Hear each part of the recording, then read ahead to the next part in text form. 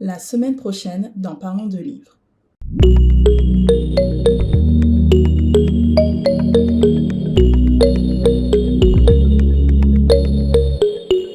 Je vais quand même vous poser une question. En page 11, vous avez écrit la maladie du corps et la guérison de l'âme. Pouvez-vous nous édifier un petit peu? C'est un proverbe basque, vous dites? C'est ça, c'est un proverbe basque.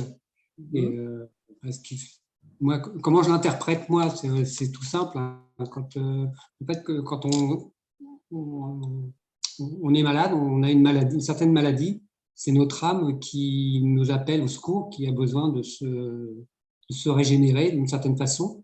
Et il faut qu'on se guérisse, se guérir, d'accord, physiquement.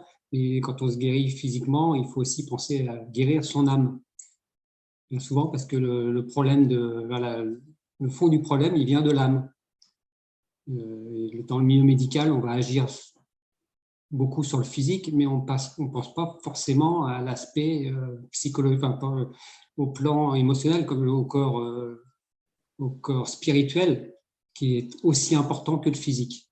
Parce qu'on a plusieurs corps, comme je vous l'expliquais tout à l'heure, et on a le corps émotionnel, enfin le corps physique, le corps émotionnel, le corps mental et le corps spirituel. Donc l'âme, elle arrive à entrer en communication avec nous via le corps spirituel.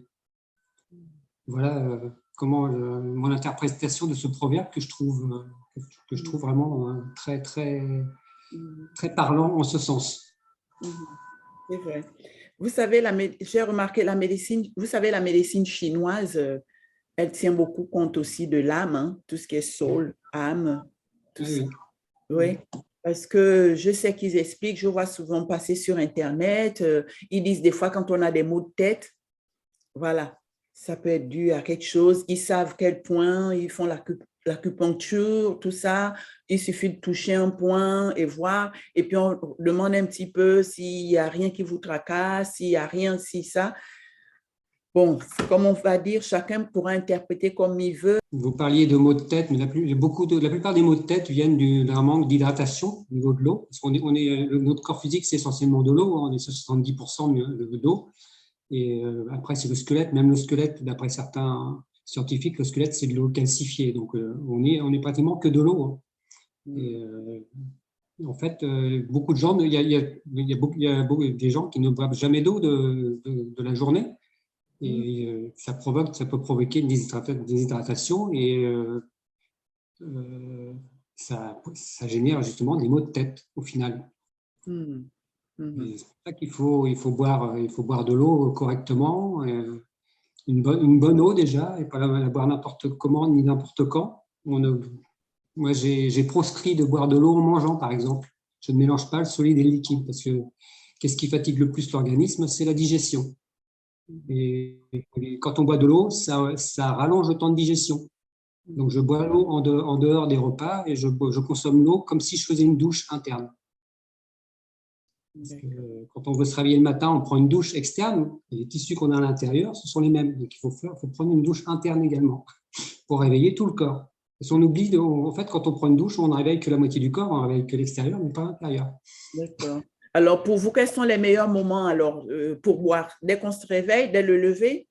Oui, au lever déjà, et on attend une demi-heure avant de manger. On arrête de boire, on peut continuer à boire dans la matinée, on arrête de boire trois quarts d'heure, une heure avant de passer à table. Et tout au long de la journée, pareil, on respecte ce décalage d'une heure, au moins, enfin une heure et demie après la digestion pour commencer à boire de l'eau. On peut boire autre chose que de l'eau, mais à table. Mais parce que un verre de vin, par exemple, ça s'assimile très bien avec des aliments. Mais l'eau, le dernier verre d'eau qu'il faut prendre, c'est avant de s'endormir, parce que le corps il continue à travailler la nuit, donc il faut aussi s'hydrater pour préparer notre sommeil, et éviter justement d'avoir ces fameux maux de tête que l'on a le réveil au matin. L'eau, c'est vibratoire. Si on est déshydraté, on ne vibre pas bien, et c'est là que les maladies peuvent s'installer, parce qu'on n'est plus en accord avec notre mère Terre. Hein. La Terre, c'est la planète bleue, c'est une immensité d'eau. Il faut qu'on soit accordé à elle pour vivre bien et en harmonie avec l'ensemble de la nature. Oui. Même les plantes se nourrissent beaucoup d'eau, les pierres ont besoin d'eau pour. Donc, l'eau, c'est la vie.